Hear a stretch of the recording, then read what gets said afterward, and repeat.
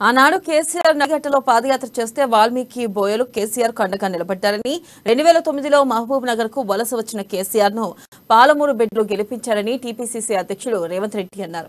2014లో కేసీఆర్ బోయ భీముడిని MLC చేస్తారని మాట ఇచ్చారని కానీ 10 ఏళ్లైనా కేసీఆర్ ఇచ్చిన మాట నిలబెట్టుకోలేదని విమర్శించారు.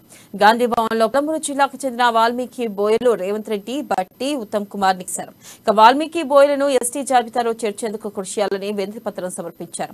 వారి విన్నపాలపై సానుకూలంగా స్పందించిన రేవంత్ బోయలను ఎస్టీ జాబితాలో చేరుస్తారని కేసీఆర్ మాట ఇచ్చి తప్పారన్నారు. ఉమ్మడి మహబూబ్ నగర్ జిల్లాలో వాల్మీకి బోయల అండ లేకుండా ఎవరూ గెలవలేరని ప్రతి బోయ బిడ్డ కాంగ్రెస్ ను గెలిపించాలని కోరారు.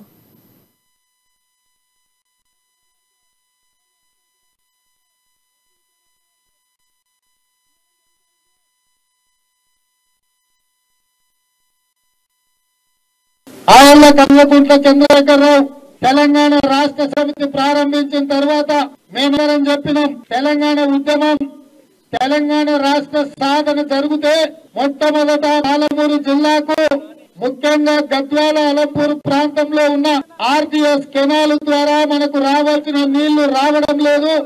ఆ ప్రాంతంలో ఉన్న బోయల యొక్క జీవన ప్రమాణాలు మెరుగుపడాలంటే నడిగడ్డ ప్రాంతంలో పాదయాత్ర చేయాలి అని చెప్పి చంద్రశేఖరరావు నాయుడు నడిగడ్డ ప్రాంతంలో పాదయాత్ర చేయించిన ఆనాడు చంద్రశేఖరరావు నడిగడ్డ ప్రాంతంలో పాదయాత్ర చేసినప్పుడు చంద్రశేఖరరావుకు పుక్కే పువ్వ పెట్టేటోడు కూడా లేకపోతే మా బోయ బిడ్డల పువ్వ పెట్టి కేసీఆర్ ను పట్టించారు.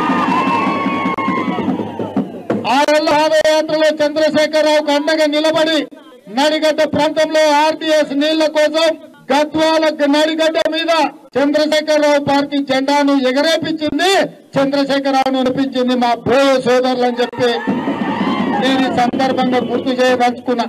అదేవిధంగా తెలంగాణ ప్రాంతం రావాలి, తెలంగాణ ప్రాంతం బాగుపడాలి అంటే కరీంనగర్ జిల్లాలో నిలబడి 3 సార్లు ఎన్నికై అక్కడి ప్రజలు చంద్రశేఖరరావు అసలు రంగు గుర్తించి ఓడిస్తారు అనుకున్న